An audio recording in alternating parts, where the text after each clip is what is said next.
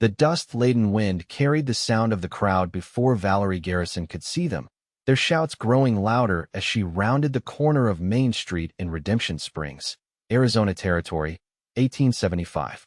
The mass of people had gathered in front of the general store, and through the gaps between their bodies, Valerie could see a woman on her knees, her dress torn at the back, and a man standing over her with a bullwhip.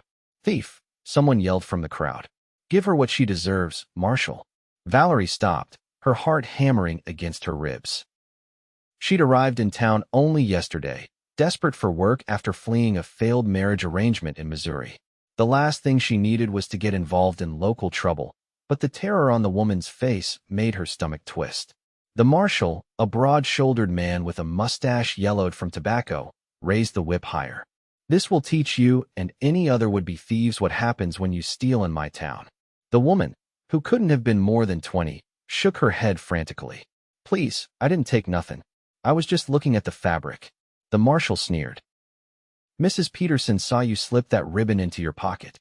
20 lashes ought to remind you of the difference between yours and not yours." Valerie's hands clenched into fists. Public whippings were becoming less common, even in frontier towns, but some places still clung to old ways of justice. She'd heard that Redemption Springs had a reputation for harsh punishment, but seeing it firsthand made her blood run cold. The first crack of the whip split the air, but it never connected with the woman's back. A tall figure had moved through the crowd with the silent grace of a mountain lion and positioned himself between the marshal and the kneeling woman. "She's mine," the man said, his voice deep and steady. He wore a black Stetson pulled low over his eyes, and the sun glinted off the silver spurs on his boots. "I'll take responsibility for her." The marshal lowered his whip slightly, his eyes narrowing. "Vaughn Irwin, didn't expect to see you back in these parts." The crowd murmured. Clearly, this Vaughn person was known to them, and from the way people shifted uneasily, not entirely welcome. "I go where I please, Marshal Davis," Vaughn replied, offering his hand to the woman on the ground. She took it hesitantly, and he helped her to her feet. "My wife sometimes forgets herself when she sees pretty things. I'll pay for whatever she took." Valerie could see now that the woman wasn't a thief at all, just a poor soul who'd been in the wrong place at the wrong time. The storekeeper's wife, Mrs. Peterson, was known for accusing people she didn't like of stealing. Valerie had heard as much from the innkeeper when she'd taken a room at the boarding house. "Wife?" The marshal's eyebrows rose in disbelief. "Since when do you have a wife, Irwin?" "Since it's none of your business," Vaughn answered. He reached into his pocket and pulled out some coins, tossing them to the storekeeper who stood at the edge of the crowd. "That should cover the ribbon and your trouble." The storekeeper, a thin man with spectacles, caught the coins and nodded reluctantly. "It's more than enough, Mr. Irwin." Marshal Davis didn't look satisfied. "If she's your wife, what's her name, then?" Vaughn hesitated for just a moment, and in that moment, Valerie found herself stepping forward, driven by some impulse she couldn't name. "I'm Valerie," she said loudly, drawing all eyes to her. "Valerie Irwin." The surprise on Vaughn's face lasted only a second before his expression returned to its careful neutrality. His eyes, a startling shade of blue, met hers with a question in them that she couldn't answer. Why was she inserting herself into this situation? She didn't know this man or the woman he was defending. Yet something about the unjustness of it all, combined with the steady way Vaughn had stepped in to protect a stranger, made her want to help. The marshal looked between them suspiciously. "2 wives, Irwin? That's a hanging offense." "Don't be ridiculous, Davis," Vaughn said, his voice hardening. "This is my wife. That woman was just in the wrong place at the wrong time, and you know it." He walked over to Valerie and put his arm around her shoulders. The weight of it was unfamiliar, but not unwelcome. She forced herself to lean into him as if they truly were married. "Mrs. Peterson must have been mistaken," Vaughn continued, addressing the crowd now.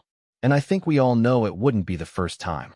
Mrs. Peterson, a sour-faced woman with her hair pulled back in a severe bun, flushed with anger. "I know what I saw, and I know the law," Vaughn replied calmly. "A man can't be punished for his wife's actions without due process. If you have a complaint, file it properly. Otherwise, we'll be on our way." Marshal Davis glared at them, but the crowd was beginning to disperse, the excitement over. Public whippings were entertainment in a town with little else to offer, but they weren't worth challenging a man like Vaughn Irwin, whoever he was. Get her out of my sight, the marshal finally said, coiling his whip. And keep her out of trouble, or next time I won't be so lenient. Vaughn nodded, keeping his arm around Valerie as he guided her away from the crowd. The woman who had almost been whipped followed them, keeping her head down. Once they were a safe distance away, around the corner and near the livery stable, Vaughn released Valerie and turned to face both women. Thank you, the young woman said, her voice trembling. I truly didn't steal anything. I was just looking at the ribbons, and I believe you. Vaughn interrupted gently. Mrs. Peterson has accused half the town of theft at one point or another. You're not from around here, are you? The woman shook her head. No, sir. I'm passing through on my way to California. My name's Lucy. Well, Lucy, you should probably move on sooner rather than later. Davis has a long memory for faces. Lucy nodded vigorously. I'll leave today. Thank you again, both of you. With one last grateful look, she hurried away, leaving Valerie alone with the stranger who was supposedly her husband. Vaughn turned to her, his expression unreadable beneath the brim of his hat. That was either very brave or very foolish, Mississippi. Garrison, she supplied. Valerie Garrison. And I could say the same about what you did. A small smile tugged at the corner of his mouth. Touché. But I've had my fair share of run-ins with Davis. I knew he wouldn't actually do anything to me. And you knew that woman wasn't a thief? I know Mrs. Peterson, he said simply. Why did you step in? You don't know me. Valerie shifted uncomfortably under his gaze. It seemed like the right thing to do. You were helping her, and the marshal was looking for a reason to make trouble. Vaughn studied her for a long moment, then extended his hand. Vaughn Irwin. And I owe you my thanks, Mrs. Irwin. She laughed despite herself and shook his hand. His palm was rough with calluses, but his grip was gentle.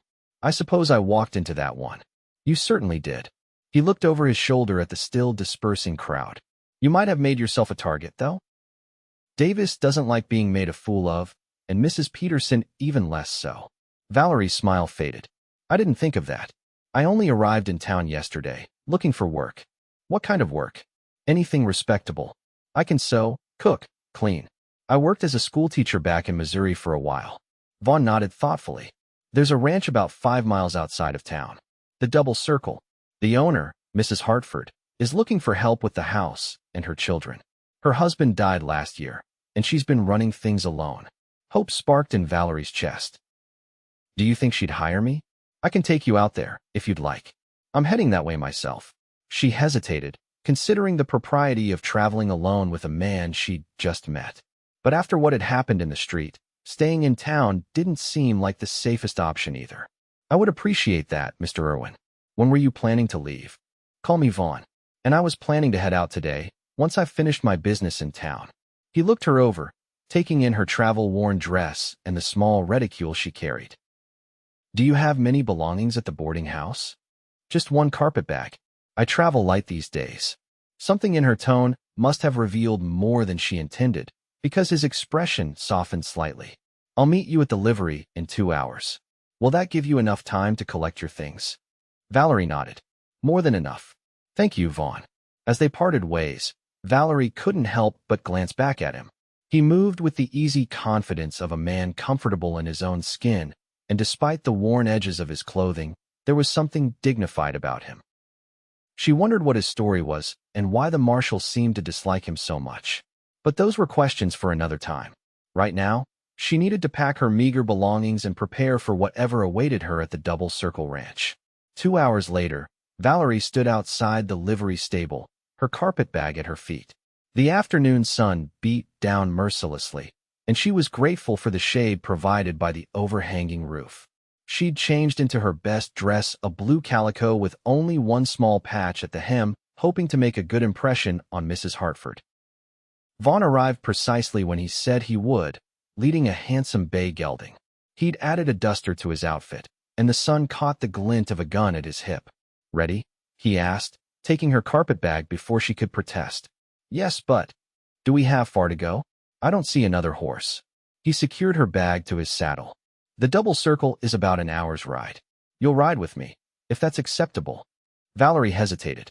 Riding double with a man she barely knew wasn't exactly proper. But then again, neither was pretending to be his wife in front of the entire town. "It's acceptable," she said finally. "Though what will Mrs. Hartford think when we arrive together? She'll think I'm doing her a favor by bringing her a potential employee." He offered his hand to help her mount. Mrs. Hartford isn't one for gossip. Valerie took his hand and allowed him to boost her onto the horse. She settled into the saddle, making room for him to mount behind her.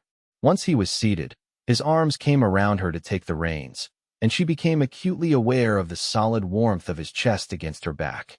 "Comfortable?" he asked, his breath stirring the hair near her ear. "Yes, thank you," she replied, hoping he couldn't feel how her heart had accelerated.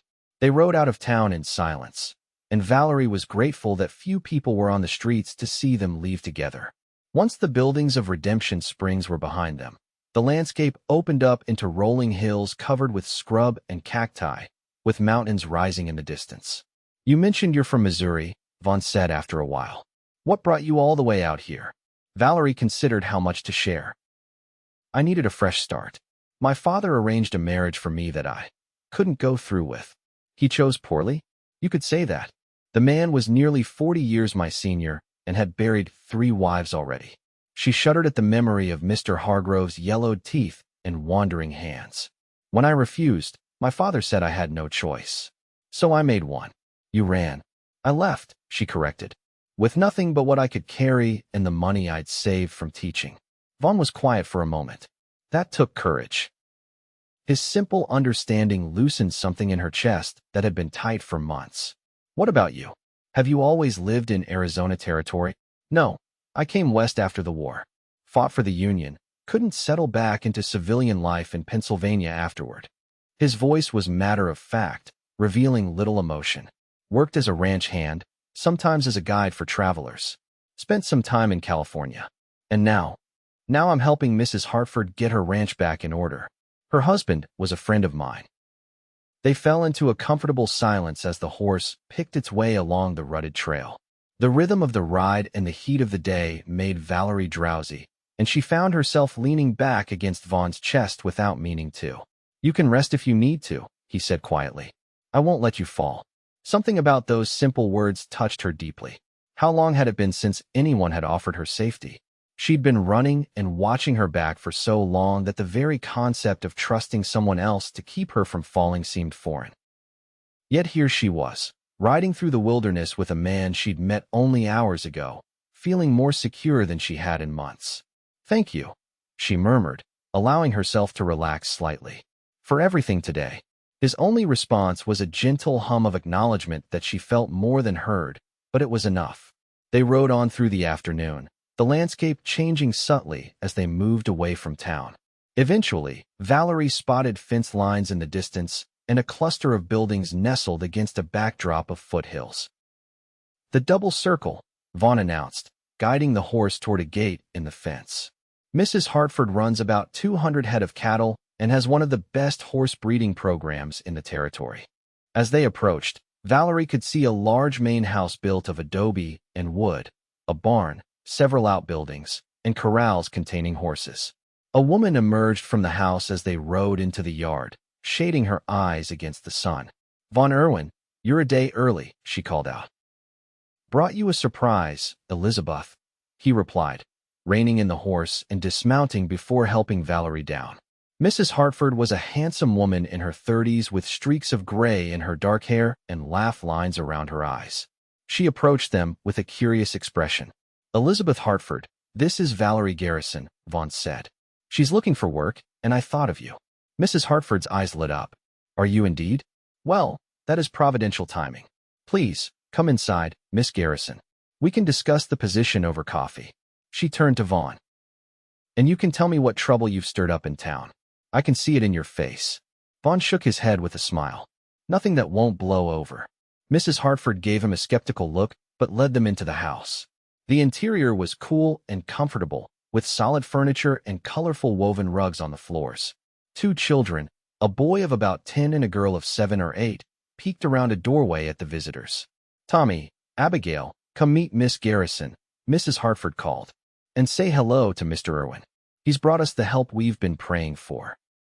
The children approached shyly, and Valerie smiled at them. Hello. It's very nice to meet you both. After brief introductions, Mrs. Hartford sent the children to fetch coffee and biscuits while she explained the position to Valerie. The ranch needed someone to help with the house, assist with the children's education, and generally be an extra pair of hands wherever needed. It's not an easy life, Mrs. Hartford warned. The work is hard, and we're isolated out here. The nearest neighbors are 5 miles away, and town is rarely visited except for supplies. I'm not afraid of hard work, Valerie assured her. And after recent events in town, some isolation sounds appealing. Mrs. Hartford raised an eyebrow and looked at Vaughn, who briefly explained what had happened with the marshal. Davis is still wielding that whip of his, I see, Mrs. Hartford said with distaste. That man has always been too fond of punishment. She turned back to Valerie. Well, Miss Garrison, if you stepped in to help a stranger, that speaks well of your character. The position is yours if you want it. Room, board, and $15 a month. It was a fair offer, better than Valerie had hoped for. I accept gratefully, Mrs. Hartford. Excellent. The children will show you to your room. Dinner is at 6. She stood, signaling the end of the interview. Vaughn, walk with me to the barn. I want to show you the new foal. As Mrs. Hartford and Vaughn left, the children eagerly led Valerie upstairs to a small but clean bedroom at the end of the hallway. It had a narrow bed, a washstand, and a chest of drawers, with a window overlooking the corral. It was simple but comfortable, and the first place that felt truly safe since she'd left Missouri. Will you teach us school lessons? Abigail asked, watching as Valerie unpacked her carpet bag. If your mother wants me to, yes. I was a teacher before. Do you know Mr. Irwin from before? Tommy questioned, his eyes curious. No, we just met today. He comes every few months to help with the ranch, Abigail informed her. Mama says he's the best horse trainer in the territory. Is that so? Valerie glanced out the window and saw Vaughn and Mrs. Hartford standing by the corral, watching a mare and foal. Does he live nearby? Tommy shook his head. He lives up in the mountains. He has his own place, but he travels a lot. The children continued chattering, filling Valerie in on life at the ranch, until Mrs. Hartford called them downstairs.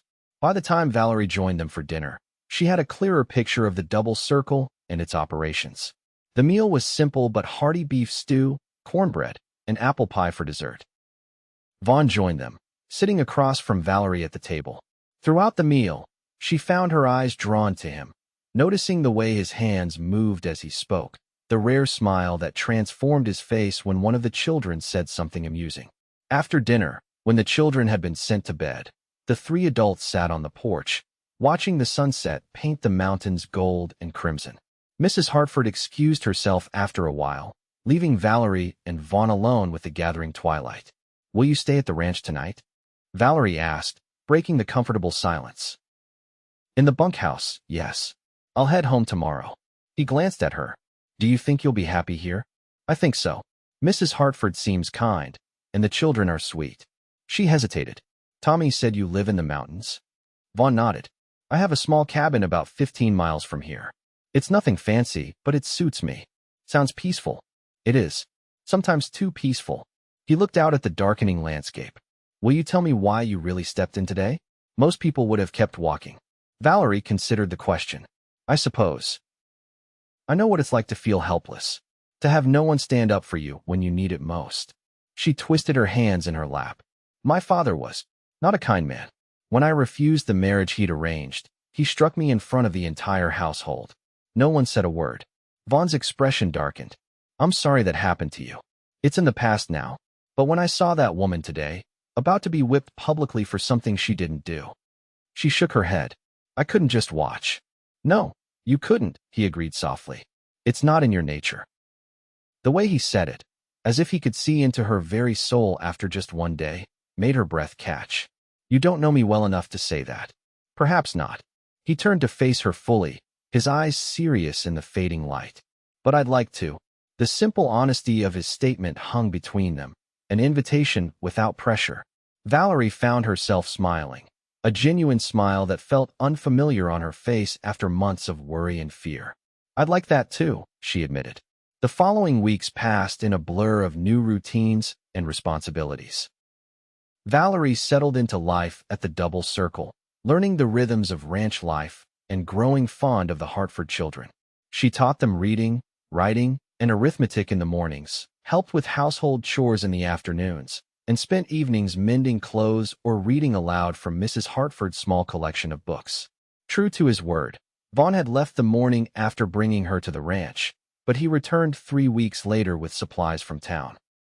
He brought Valerie a parcel of fabric she'd admired in the general store window, claiming Mrs. Hartford had asked him to purchase it, but the knowing look in Elizabeth's eyes told Valerie otherwise.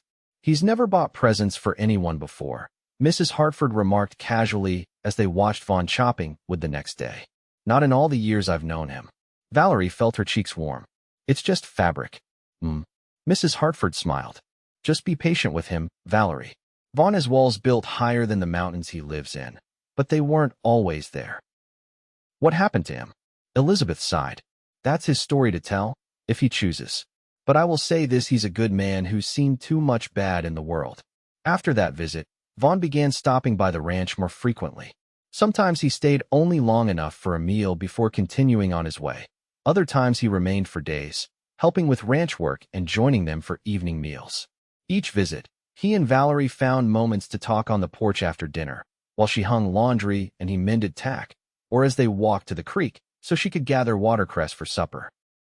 They spoke of books they'd read, places they'd been, dreams they'd once had.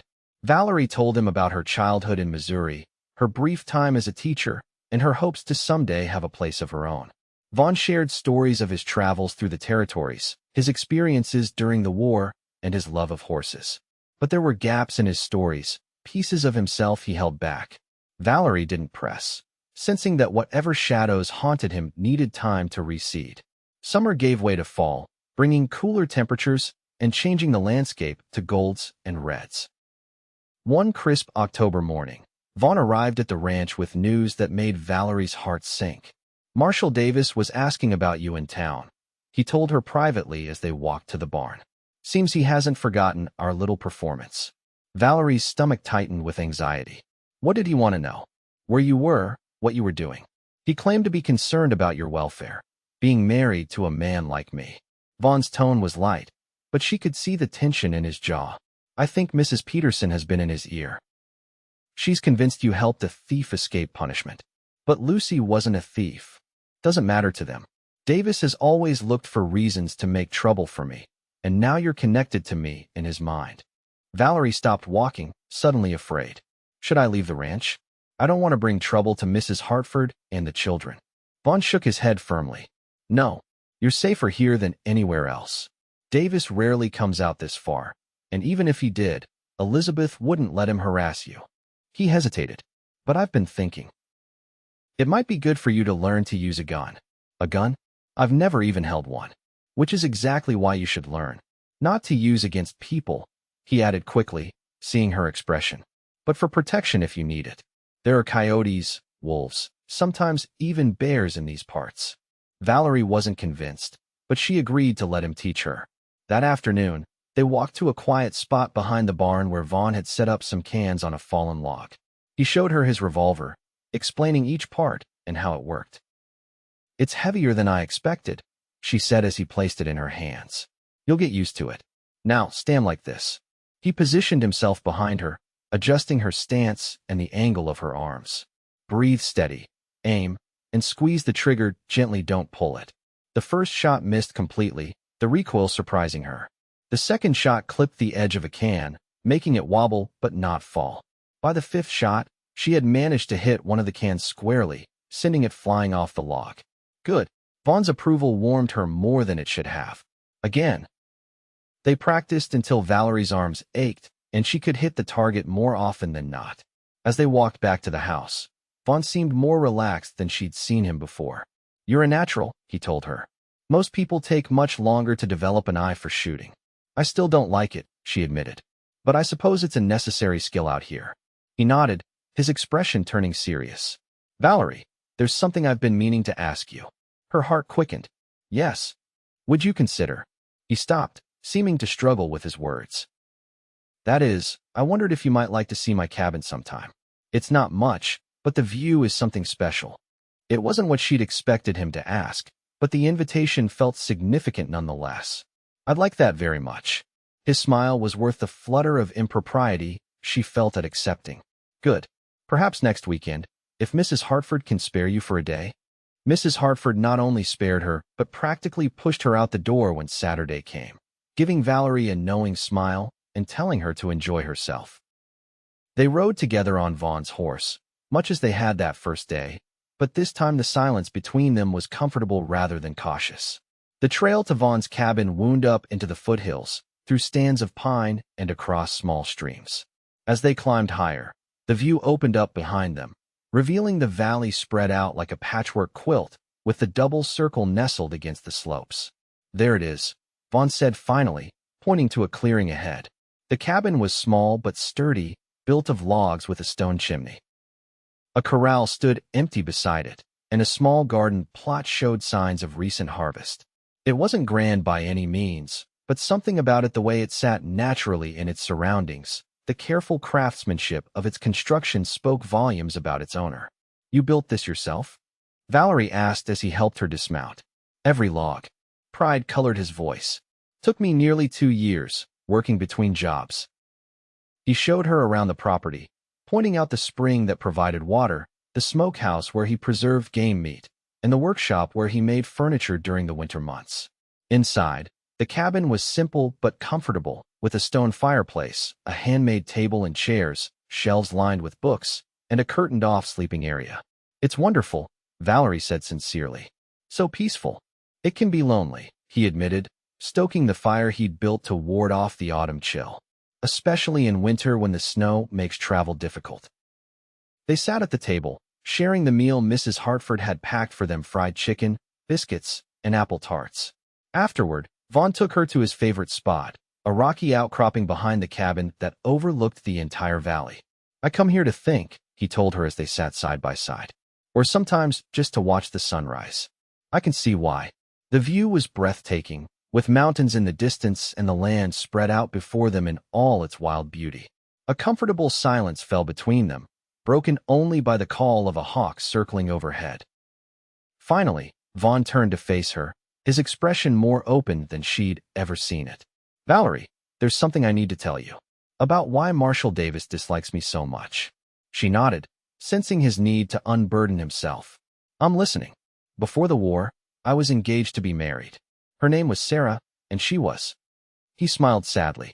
She was everything to me. But then the fighting started, and I joined up with the Union. When I came back 3 years later, she was married to someone else. I'm sorry, Valerie said softly. It gets worse. She'd married Davis's younger brother, William. He'd stayed home, claimed he had flat feet or some such. They had a child already. Vaughn stared out at the horizon. I accepted it. Went to California to make a new start. But 5 years ago, I came back through Redemption Springs and found Sarah again. William had become a drunk who beat her regularly. Valerie's hand found his, squeezing gently in support. She begged me to help her leave him. So I did. I took her and her daughter to San Francisco, set them up with enough money to start over. His voice grew tight. William came after us. There was a fight. He pulled a knife, and I killed him. Self-defense, the law called it, but Davis never believed that. He thinks I stole his brother's wife and then murdered him. And Sarah? She's remarried now, living safely in San Francisco. Her daughter is 14, doing well in school. A faint smile touched his lips. They write sometimes. Valerie processed this revelation, understanding now why people in town reacted to Vaughn the way they did, why the marshal held such animosity toward him. Thank you for telling me, she said. It can't have been easy to carry that alone. It wasn't. He turned his hand over to lace his fingers with hers. But I haven't felt alone since the day you stepped forward and called yourself Mrs. Irwin. The simple honesty in his voice made her heart swell. Vaughn, I know it's too soon, he said quickly. I know we've only known each other a few months. But Valerie, I need you to know that I care for you. More than I thought possible after Sarah. She smiled, squeezing his hand. It's not too soon. Not when every day I spend with you feels like coming home. His eyes widened slightly at her admission, and then he was leaning toward her, his free hand coming up to cup her cheek. The kiss was gentle, almost reverent, and Valerie found herself melting into it, her hand resting against his chest, where she could feel his heart beating as rapidly as her own. When they separated, Vaughn rested his forehead against hers. "I never expected to find you," he whispered. "Not here. Not after everything." "Nor I you," she replied. "But I'm glad we did." They stayed on the outcropping until the sun began to set, talking of the future cautiously at first, then with growing certainty. By the time they rode back down to the double circle, twilight had fallen, wrapping the world in soft shadows. Mrs. Hartford took one look at their linked hands when they entered the house and smiled knowingly. "About time," was all she said, before calling the children for dinner. The winter passed in a flurry of snowstorms and cozy evenings by the fire. Vaughn spent more time at the ranch than his own cabin, helping with repairs and joining in the holiday celebrations. By spring, he had moved into the foreman's cabin on the double circle property, taking on more responsibility for the ranch operations while still maintaining his own place in the mountains. When he proposed to Valerie on a warm May evening, beneath the apple tree behind the main house, she accepted without hesitation. They were married in June, with Mrs. Hartford and the children as witnesses, along with a few neighboring ranchers who had come to know and respect them both. Marshall Davis never did come out to the ranch to cause trouble, though Mrs. Peterson continued to spread rumors in town. Eventually, even those faded as new gossip took its place. Valerie and Vaughn split their time between the ranch and the mountain cabin, building a life together that neither had dared to hope for. When their first child was born the following spring, a daughter with Vaughn's blue eyes and Valerie's determined spirit, they named her Hope, for that was what they had given each other on a dusty street in Redemption Springs. Years later, when the town had grown and changed, when the marshal had been replaced and Mrs. Peterson had moved away, Valerie sometimes told the story to their children of how she and their father had met, how he had stepped between a whip and an innocent woman, and how she had stepped forward to stand beside him. "She's mine," he had said that day, not knowing how true those words would become. And as she watched him teaching their son to ride or brushing their daughter's hair by the fire, Valerie would think, "And he is mine. Forever."